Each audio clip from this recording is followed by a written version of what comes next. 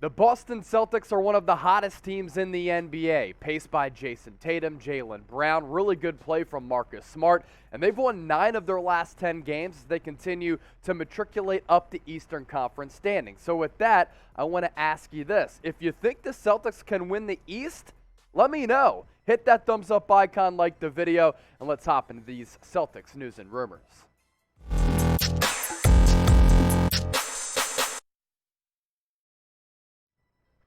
Welcome into Boston Celtics Today by Chat Sports. I'm your host, Chase Sr. Some very interesting Celtics news and rumors to get into on today's show.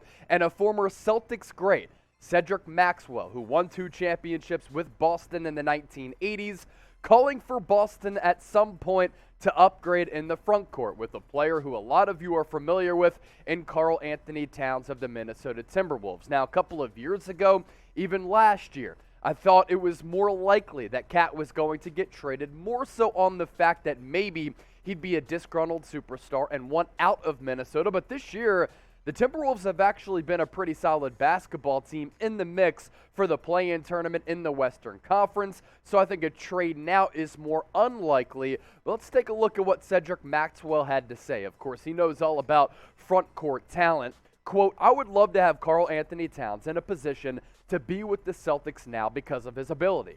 He's such a different player from Tatum, and that is really what I look at, the contrast between players. What I like about Karl-Anthony Towns is he has a certain amount of nasty to him, and you don't see that a lot in the NBA with a lot of different players. I'd really like those guys playing together. Now, I'd like to see Karl-Anthony Towns playing alongside Tatum and Brown as well, because Cat is one of the best all-around bigs in the league. About that nasty streak, I'm not sure so much about that. Anytime he's gone up a player like Joel Embiid has owned him and he's had his number, but Cat, coming off the three-point shooting contest, one of the most gifted big men that we've ever seen, would be great in Boston. He's just very, very expensive, and you combine that with the fact that the Time Lord, Robert Williams, is not as expensive, and what he's been doing this year and the growth that we've seen over the last couple of seasons has been very, very impressive. You can't dispute the talent that Cat has at his fingertips because he can really do it all on the basketball floor. 24.5 points per game, averaging nearly 10 boards and a double-double night in, night out, shooting around 52% from the hardwood, and for a 7-footer to knock down about 41% of his three-point attempts. He shocked a lot of people by winning the three-point contest, but if you take a look at the numbers, it shouldn't come as much of a surprise because Karl-Anthony Towns has been finding twine from beyond the arc. So what is your level of interest in Karl-Anthony Towns? Scale it for me from 1 to 10.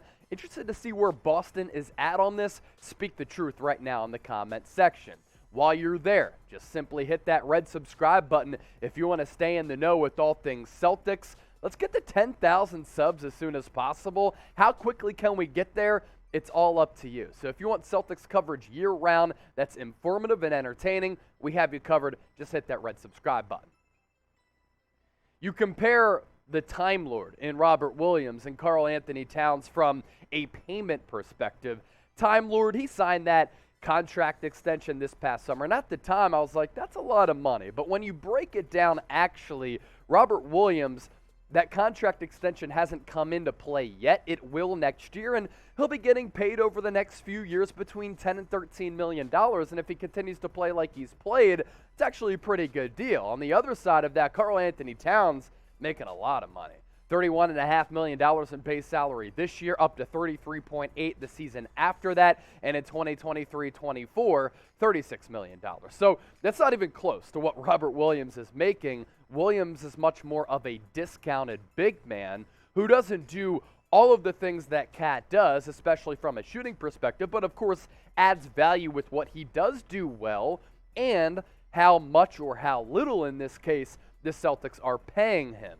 The development really has been impressive. 10 points per game, almost 10 boards per game as well. The field goal percentage is flat out ridiculous, folks, because he is a big who's going to throw down dunks, alley-oops, and dash to the cup off the high screen and roll. And defense, he's good as a high flyer. really good rim protector at 2 blocks per game as well. He's never going to expand his game out to the three-point perimeter like a Karl-Anthony Towns, but again, a double-double threat on a nightly basis and a very good defensive player as well. And bigs who can really throw down dunks off the screen and rolls, they become a lot more valuable in today's NBA. And when you have ball-dominant guys like JT and JB, it's not a bad problem to have when you have a big man who doesn't really demand the rock. Given the contract status for Time Lord as well as Cat, who would you rather have on this team? Let me know in the comments section. RW for Robert Williams, Karl-Anthony Towns for Cat. Obviously, the latter, the more skilled player, but what you're paying Robert Williams and the growth we've seen, very, very impressive. Celtics, as I mentioned, have won 9 of 10 games. They're streaking up the Eastern Conference standings, one of the hottest teams in basketball, playing really good defense. Show that you love this red-hot squad, that you love the Celtics by copping the Celtics hoodie right now. Available limited time only for 25% off. Chatsports.com/Celtics hoodie will take you there, and I'll put that link in the comments section as well as a description so you can rock your Celtics colors. Back half of the show, we're getting into Kyrie Irving, the malcontent, and I know a lot of Celtics fans love him. Did you get the sarcasm? As well as Anthony Davis. Kyrie Irving's stint in Boston did not last long, and while he was in Boston, it was a disaster. But while he was with the Celtics, he wanted Anthony Davis to join him to rock the green and white. And if AD came to Boston, Kyrie and AD would have been a pretty fascinating 1-2 punch. Oh, this coming from Steve Bulpett, who covers the NBA as well as the Celtics. Kyrie was definitely on Anthony Davis, a Pelican source said. It was looking like Anthony Davis was going to go to Boston with Kyrie there for a stretch. That's what Kyrie wanted, a league executive said. I actually think that, yes, Kyrie and AD, they have polarizing talent. They're 2 of the most gifted basketball players that we've ever seen. As we record this on Sunday, what Kyrie did last night was spectacular. He put the team on his back, lifted the Nets to a really big win. His finishing ability, his handle, we know all of that is special. Anthony Davis, on the other hand, is a unicorn. He's one of the most gifted big men that we've ever seen over the course of NBA history. But Kyrie is a flake and not always available, and AD is off injured and very, very brittle. So if you had Kyrie, who's uneven, you never know what's going on in between the ears, as well as AD, who consistently is injured and on the bench as compared to being on the floor, they're not reliable. And in that way, I think this worked out for Boston. Can you imagine Kyrie, AD, both players on this team and both only playing a fraction of games? That would be a disaster. And now you're looking at a Boston team right now that's led by Tatum and Brown in a position, in my opinion, to win the Eastern Conference this year because they have 2 of the best wings in the NBA.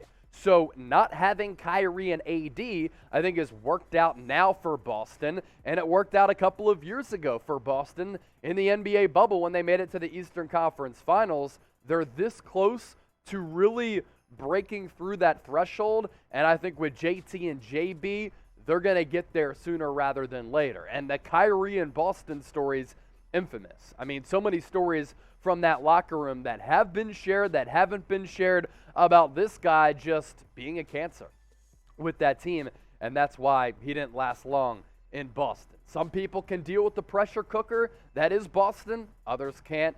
Kyrie couldn't. One word to describe his stay in Boston. There were some good moments, but man, that last playoff series against Milwaukee looked as though he didn't care and he was throwing games, man. So give me your one word to describe Kyrie's stay in Boston. Short, interesting, all of those apply. Get creative. You let me know, and thanks for watching today's show.